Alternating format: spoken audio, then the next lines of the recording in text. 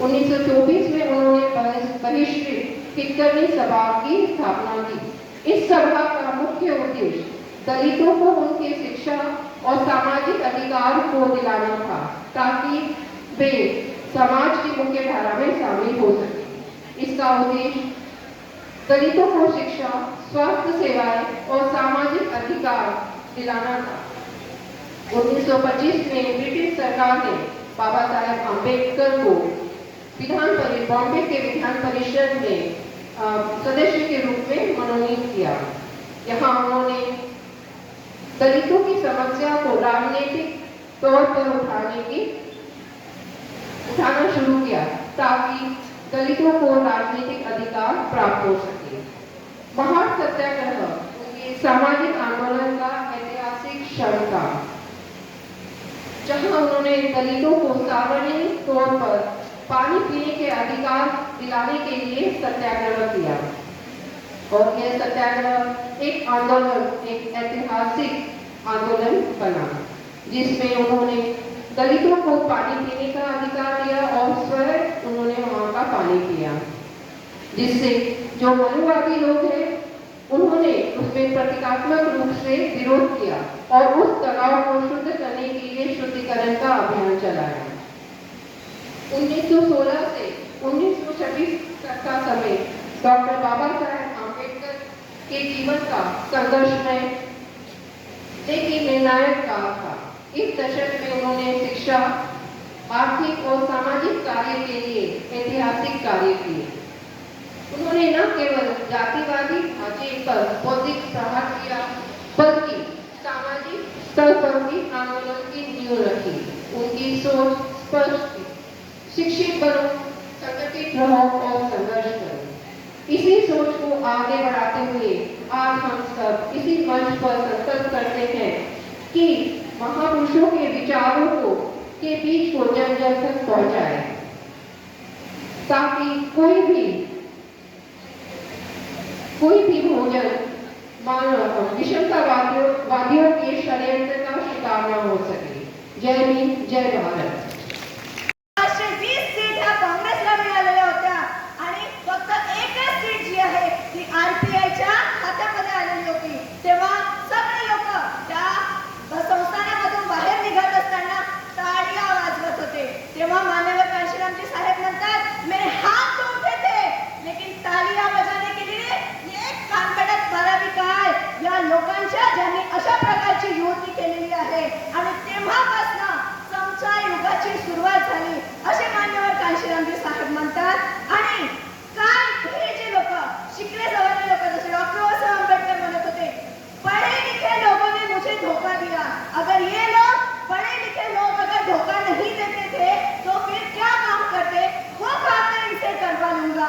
आणि तशा प्रकारे आपल्याला दिसते की तेव्हापासूनच जेव्हा 6 डिसेंबर 1973 मध्ये त्या लोकांची मग बामसेट नावाची संघटनेची सुरुवात म्हणजे फक्त नीव टाकल्या गेलेली होती ती 1973 मध्ये गेली। ही नीव जी 1973 मध्ये टाकल्या गेलेली होती तिला 1978 मध्ये सुरुवात केल्या गेली। म्हणजे जवळपास 5 वर्षाचा हा कालावधी तिथे लागलेला होता। आपल्याला माहिती आहे, जेव्हा एखादी गरोदर महिला जी गरोदर असते तिला 9 महिन्याचा कालावधी लागत असतो प्रसूतीसाठी आणि जवळपास तो जो व्यक्ती आहे, तो जो मूल येतो त्याला 100 वर्ष आयुष्य लागतात। आता जर का 1973 1978 पर्यंत 5 वर्षाचा हा कालावधी गर्भधारणेचा होता, तर बामसे किती वर्ष जिवंत राहिली पाहिजे? 500 वर्ष जिवंत राहिली पाहिजे। आणि ही जर का आपल्याला जिवंत ठेवायची आहे तर असे महिला परिषदेमधून महिला तयार झाल्या पाहिजे। बुद्ध फुले शाहू आंबेडकरांची चळवळ आपल्याला अशाच प्रकारे जिवंत ठेवायची आहे 500 वर्षासाठी। त्यासाठी आपल्याला समाज परिवर्तनाचे कार्य करायचे आहे, आपली ही चळवळ सुरू करायची आहे। आजच्या विषयावर एवढंच बोलते, इथेच थांबते। सर्वांना जय भीम, जय भारत। आणि बुद्ध फुले शाहू आंबेडकर कांशीरामजी यांच्या चळवळीची छोटीशी कार्य करतात। आजच्या 7व्या महिला परिषदेमध्ये माझा विषय आहे छत्रपती शाहूजी महाराज आणि आरक्षण। छत्रपती शाहूजी महाराज यांना आरक्षणाचे जनक म्हणतात। ते छत्रपती शिवाजी महाराज वारसदार होते. ते क्रांतिबा ज्योतिबा फुले यांच्या विचारांचेही वारसदार होते.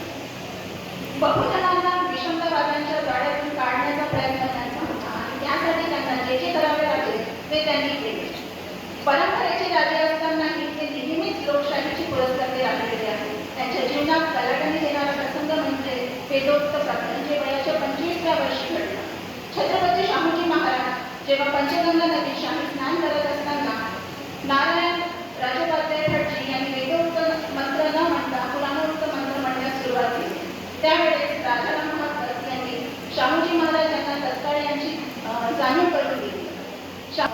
राजोपाध्याय भटजी यांना विचारले तेव्हा राजोपाध्याय भटजी यांनी सांगितले की आपण आपला राज्याभिषेकही झालेला नाही, म्हणून मी वेदोक्त मंत्र म्हणू शकत नाही. आपण एक शूद्र राजा आहात आणि भटजींनी आंघोळ न करता पुराणोक्त मंत्र म्हटले पाहिजे असा वेदांचा आदेश आहे, असा धर्मांचा आदेश आहे. हे ऐकून शाहूजी महाराज एकदम स्तब्ध झाले. यानंतर त्यांच्या जीवनात एक नवीन ध्येय निर्माण झालं. त्यांनी जे इनामी जमीन दिली होती भटजींना ते जप्त करण्यात आली आणि खटला न्यायालयापर्यंत गेला. न्यायालयात शेवटी शाहूजी महाराजांचाच विजय झाला. या घटनेनंतर त्यांनी ब्राह्मण सत्तेविरुद्ध कारवाई सुरू केली आणि त्यामुळे ब्राह्मणवाद्यांमध्ये एक त्यांची भीती निर्माण झाली होती. वेदोक्त प्रकरणानंतर तपासणी सुरू झाली आणि कोल्हापूर संस्थानामध्ये असं आढळून आलं की जनरल ऍडमिनिस्ट्रेशन विभागामध्ये कहीं हम भूल ना जाए, हम क्या ना भूल जाए, तर आम्ही बघायला पाहिजे कि हम हमारा इतिहास ना भूल जाए. कारण जिस गांव में बारिश नहीं होती उस गांव की फसलें खराब होती है. क्योंकि जिस गांव में बारिश नहीं होती उस गांव की फसलें खराब होती है. जिस समाज को अपना इतिहास नहीं पता होता उस समाज की नस्लें खराब होती है. तो हमारा क्या इतिहास है? तो हमने हमारा इतिहास है, पहले तो हम बोलते थे जब हम छोटे थे तो एक गाना में ऐकत होतो कहा, जहाँ डाल डाल पे सोने की चिड़िया करती है बसेरा, वो भारत देश है मेरा, वो भारत देश है मेरा. ये हमारा पहिला इतिहास था. आम्ही राजा होतो, हा बहुजन समाज राजा होता. तेव्हा या देशामध्ये युद्धकालीन परिस्थितीमध्ये असं म्हणतात की सोन्याचा धूर निघाला होता. मग काय झालं की इथे बाहेरून आलेल्या लोकांनी इथल्या बहुजन समाजाची आली.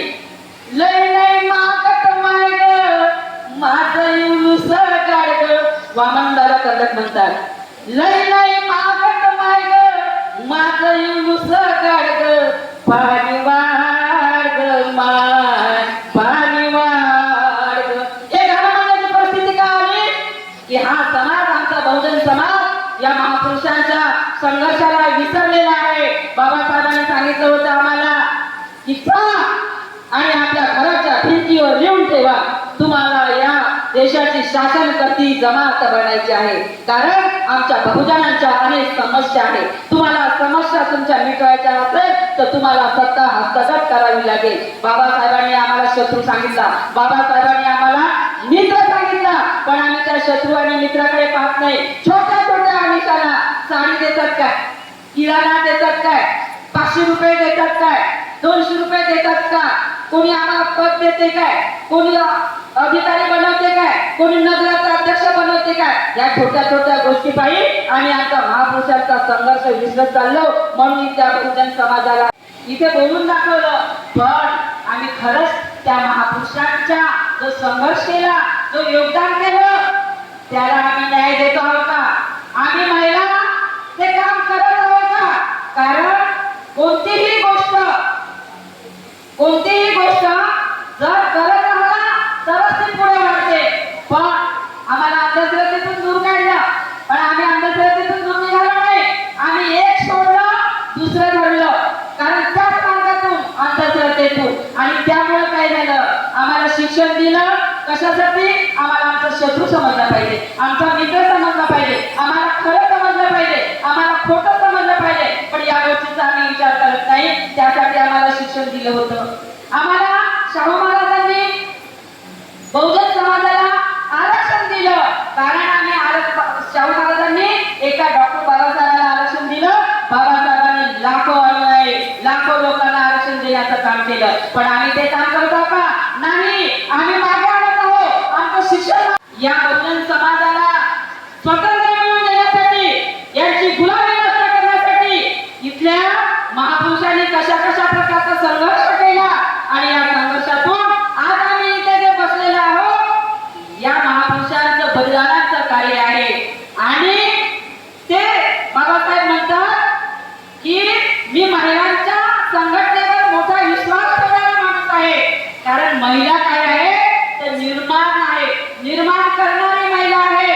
आम्हालाही जेव्हा गुलाम बनवलं गेलं तर इथल्या मनुवादी व्यवस्थेने ओळखलं, या समाजाला गुलाम बनवायचं असेल तर इथल्या महिला कार्यकर्त्यांना, महिलांना, त्या स्त्रियांना पहिले आम्हाला गुलाम बनवावं लागेल. म्हणून महिलांना शिक्षणाच्या अधिकारापासून वंचित ठेवलं, तिला अंधश्रद्धेपासून दूर ठेवलं, अधिकारापासून दूर ठेवलं. म्हणून हा समाज आमचा गुलाम झाला होता. मग आम्हाला आमच्या या समाजाला गुलामीतून नष्ट आनंद त्यांना विचारतो, पण बुद्ध तेव्हा उत्तर देतात की मला असं काही वाटत नाही, पण कदाचित काही तांत्रिक ज्या अडचणी आहेत त्यामुळे मी थोडा त्याच्यावर विचार करत होतो. आणि त्यानंतर मग बुद्ध म्हणतात की ठीक आहे, मी राजी आहे, या महिलांना सुद्धा आपण आपल्या या संघामध्ये सामील करून घेऊ शकतो, पण या सगळ्याची जबाबदारी प्रजापती गौतमीने घेतली पाहिजे. आणि त्यावेळेस प्रजापती गौतमीला या भिक्खुनी संघाची त्या दिवशी स्थापना करण्यात आली. 500 भिक्खुनी सोबत ती स्थापना झाली. हा मोठा दिवस आहे आजचा, खूप मोठा.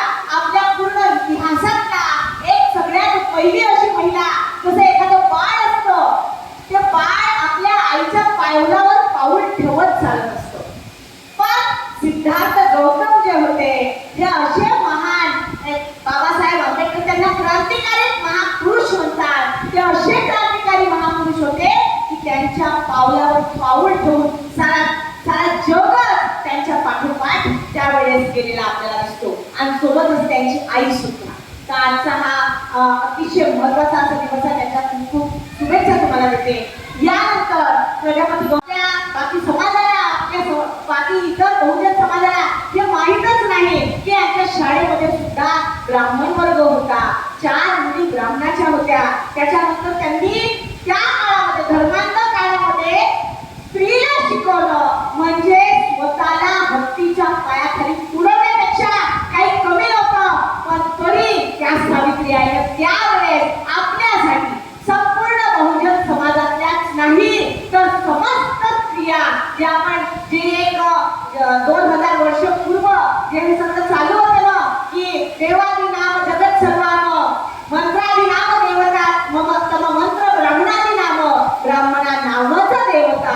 म्हणजे काय, हे सगळं जग जे आहे ते सगळं मंत्राच्या अधीन आहे, मंत्र देवाच्या अधीन आहे आणि देव जो आहे तो सगळा ब्राह्मणाच्या अधीन आहे. कारण मंत्र ब्राह्मणच म्हणतो. तर हा जो सगळं जग जे आहे ते पूर्ण ब्राह्मणाच्या हाती आहे.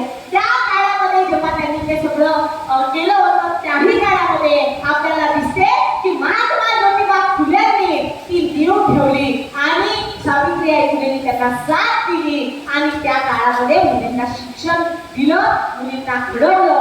असा इतिहास सावित्रीबाई फुलेंचा आहे. नेक्स्ट घ्या भाऊ, नेक्स्ट घ्या निलेश भाऊ. प्रत्येक महिलांना नाही का वेगळ्या कार्यक्रमाच्या याच्यामध्ये काहीतरी डान्स करण्याचा मौका असते, काहीतरी वेगळं काहीतरी करण्याचा मौका असते. प्रजापती गौतमींना भिक्खू संघ जो बनला होता त्या भिक्खू संघासोबत काम करण्याचा मौका, त्यांच्यासोबत बुद्ध धर्माचा प्रचार प्रसार करण्याचा मौका त्या प्रजापती गौतमीला पाहिजे होता. इथे मग काय केलं, जेव्हा वृद्ध वैशालीपर्यंत पायी पायी फिरत गेले तेव्हा या प्रजापती गौतमी सुद्धा 500 भिक्खुनीला घेऊन त्या अनुवानी पायांनी पैदल कासाय वस्त्र धारण केली, मुंडन केलं आणि वैशालीपर्यंत त्या बुद्धांना भेटण्यासाठी चालल्या गेल्या. जेव्हा त्या तिथे पाहतात, आनंद जे होते ते आनंद पाहतात आणि सांगतात की प्रजापती गौतमी आपल्या दरवाजाशी येऊन उभ्या आहे, सोबत 500 महिला आहेत. आणि आता मी जेव्हा त्यांना पाहिलं त्यांच्या पायाला भेगा पडलेला आहे, चेहरा थकलेला आहे, पण तरी त्यांची एकच इच्छा आहे की आम्हाला सुद्धा या संघामध्ये सामील व्हायचं आहे.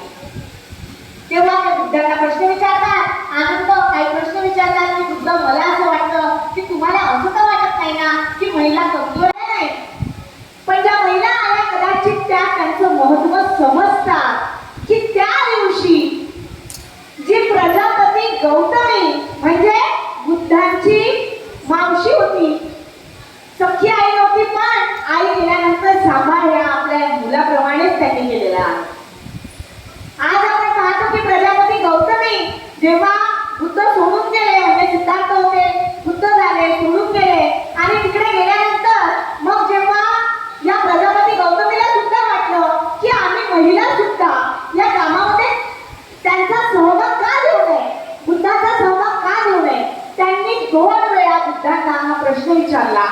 आणि हे सगळं ज्या महिला आता वाचत असतील बुद्ध आणि धम्म याच्यामध्ये नमूद आहे.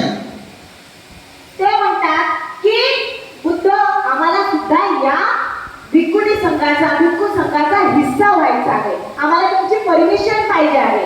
तर बुद्धांनी 2 वेळा मौन व्रत धारण केलं. त्या प्रश्नाचं काहीही उत्तर दिलं. 500 वर्ष क्रांती झाली. त्या 500 वर्षाच्या क्रांतीमध्ये का झाली? बुद्ध एकटे होते, पण त्यांनी त्यांच्यासारखा संघ बनवला, भिक्खू संघ बनवला, भिक्खुनी संघ बनवला आणि हे जे लोक होते हे लोकांना सांगत गेले, जोडत गेले आणि हा जो त्यांचा जो भिक्खू संघ आहे तो मोठा होत गेला आणि जगभरात तो पसरत गेला.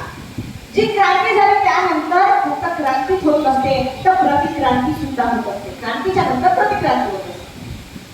जेव्हा प्रतिक्रांतीला सुरुवात झाली तर सम्राट अशोकाचा जो नातू होता शेवटचा बृहदत्त मौर्य, त्या बृहदत्त मौर्याची पुष्यमित्र शुंगाने हत्या केली आणि हत्या झाल्यानंतर परत आपण 2000 वर्ष या गुलामगिरीमध्ये जगलो. 2000 वर्ष या गुलामगिरीमध्ये फक्त जगलोच नाही तर आपल्या तोंडाला गाडलं आणि कमरेला झाडू आला होता, अशी वाईट परिस्थिती आपली आली होती. आणि त्यानंतर मग एका आधुनिक काळामध्ये आपल्या महापुरुषाचा जन्म होतो आणि ते महापुरुष म्हणजे ज्याच्या नावाने आपण म्हणतो विद्येविना मती गेली, मतीविना नीती गेली, नीतीविना गती गेली, गतीविना वित्त गेले, वित्ताविना शूद्र खचले आणि एवढे सारे अनर्थ एका अविद्येने केले, असे महात्मा ज्योतिबा फुले आणि सावित्रीबाई फुले. सावित्रीबाई फुले या दोघांनी या दाम्पत्याने मिळून या 17 ते 18 वर्षामध्ये, सावित्रीबाई 17 ते 18 वर्षाच्या होत्या तेव्हा 17 ते 18 शाळा त्यांनी काढल्या. एवढंच नाही की आपण शाळा इथे पाहू शकतो. त्यानंतर जेव्हा या शाळा झाल्या, सगळ्यात पहिली शाळा पुण्याच्या भिडवाड्यामध्ये 1 जानेवारी 1848 ला काढली. या शाळेमध्ये आपण विचार करू की या शाळेमध्ये 6 मुली होत्या. 6 मुलींपैकी 4 मुली ब्राह्मणाच्या होत्या. विरोध कोणी केला होता त्यांना? ब्राह्मणांनी विरोध केला. त्यांच्या शाळेत कोण शिकलं? त्यांच्या शाळेतही ब्राह्मण मुली